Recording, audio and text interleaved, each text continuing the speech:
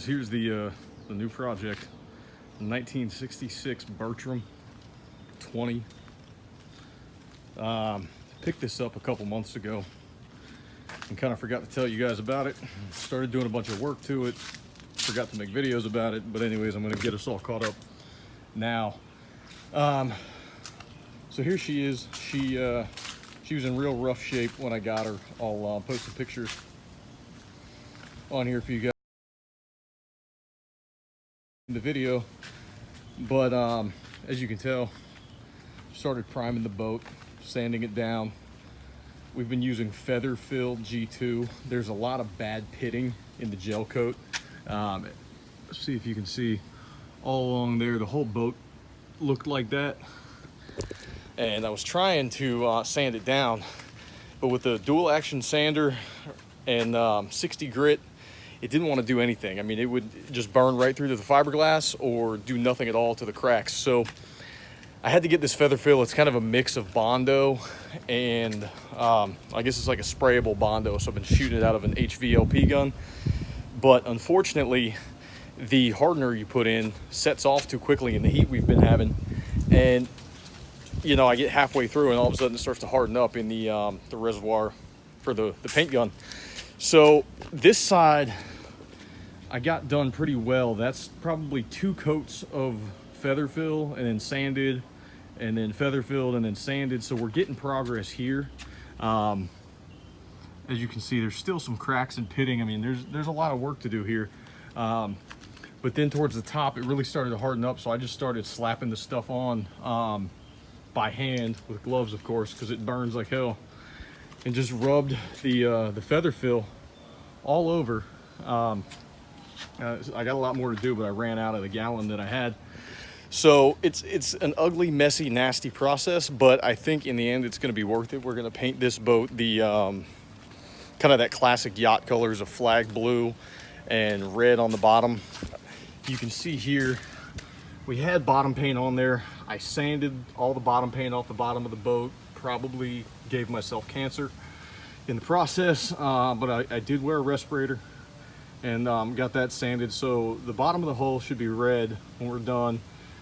Red will come up to there, whatever that's called, that line, and then from here on up will be flag blue. You can see the awful job I did with the paint gun because it was just spitting out and spurting and not spraying evenly on this side. I did all this yesterday. I'm not proud to show you, but I figure I'll tell you what happened and be honest about it. It looked terrible. I think I made it to about here maybe, and then just started slapping it on with my hands, because again, you can see how bad the gel coat is all the way around. So hopefully I can get enough of this feather fill on here to then sand back down and have it smoothed out so you can't see it. But I think there's probably going to be 3, 4, 5 more full sandings of this boat. It's a shit ton of work, but you know, it's part of it. The boat was converted from an IO to an outboard by one of the previous owners. It's got a bracket. There's some talk on the internet of these specific boats handling like shit at slow speeds with a bracket on the back, but this is how this one is, and outboards are easier to deal with. My last boat was an IO, and I'm just not interested in doing that right now. So we're gonna stay with the outboard bracket. It's an Armstrong bracket. It's kind of old, but the transom seems okay. Possibly I might still redo it. I'm gonna climb in the boat here and show you what we've got going on. Here's the original windshield.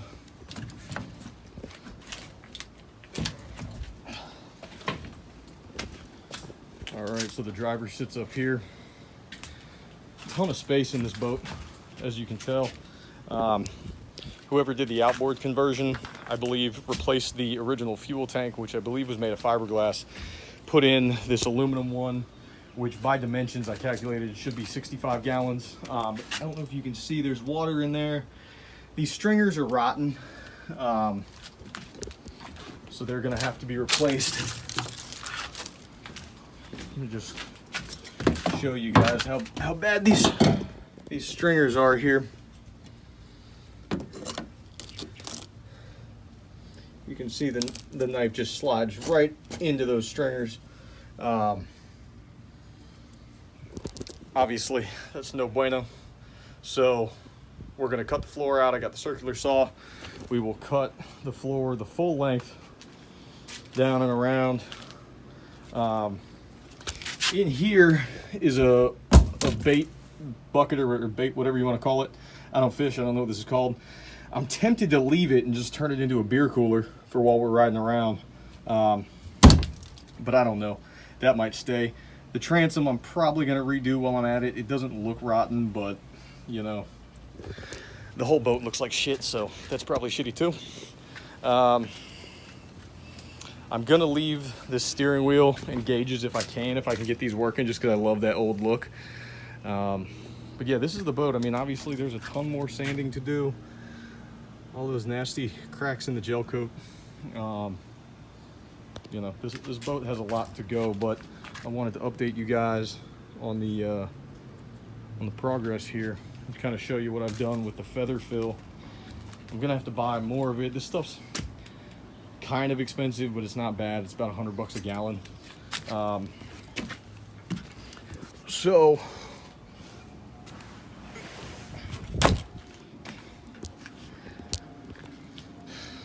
there's the boat. She should be looking good eventually. We got a smoking deal on her. Whoever owned this boat before, the guy and his business partner had made a business of converting these old Bertram Barons, or these old Bertram 20s, into Bertram Barons.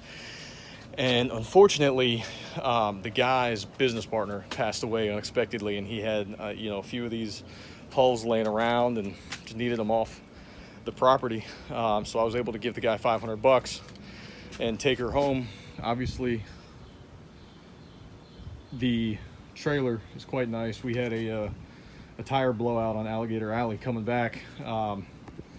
Thanks to the internet, read up, and some guys said just ratchet strap the axle in place, and she survived the trip home. You know, she's a good boat. If you read up on these Bertrams, they've got a ton of good reviews. It seems like they never die, they just get rebuilt. You know, so I'm going to be the next guy rebuilding this one, and I think it's going to turn out all right. The one thing we are missing that I'm not going to be able to get back to original is the bump strips, or whatever they're called. Usually it's stainless steel that runs along here. It's expensive. I looked it up. It was going to be like $1,000 to get replacement for it, so we're going to have to come up with some other kind of bump guard. I'm thinking maybe some kind of wood molding or something like that to kind of cover up that seam from where the top cap and the hull meet. But you know, the boat is solid. Obviously she used to have trim tabs. Those are no longer there. But all the fiberglass and stuff looks good. I think we're making good progress sanding, and you know, she's coming along. I promise I'll do more videos and actually show working on this thing. I've just kind of been caught up. It's been so hot out. I haven't done a lot of work up until yesterday on this thing. Also, here's the original windshield. It's pretty ugly. It's that old dated squared look, but what's pretty cool, if you look right there, those little, I don't know what you call them, circle things, these windows actually fold out, and then those lock them open. It's a real cool feature. I was thinking about replacing the windshield with something a little more modern, but something modern won't have that cool feature of opening and closing the front window. So that might be what we stay with. Go ahead and leave in the comments if you think I should do a new modern sleek looking windshield, or stick with the original. Speaking of the windshield, probably gonna paint that white. I think the aluminum or whatever that is kind of had its day in the sun and needs to be covered up now. So yeah, I mean, those are kind of the updates really. Is just, you know, the boat's ugly, needs a lot of work, maybe needs a new windshield. I got to be on the lookout for a motor. I want a 225 at minimum for this thing. It's kind of overpowered. That bracket says the max you should put on it is a 225. The previous owner, I believe, had a 175 on it. I was looking, you know, there's a lot of options for motors, but some of the older two-strokes are pretty cool because you can modify them. And I've seen ones where you can take a 200 and get it up to a 300 just by changing carbs and you know, thinner head gaskets and things like that. So maybe that's the route we go. You know, the pros and cons of each of those options, I'll have to really think out and decide what we're going to do. But, you know, for now, this is where we're at. This is the Bertram 20 Moppie, I don't know how to say it. If one of y'all wants to comment and say what it's actually called or how you pronounce it, because I have no clue. But here she is.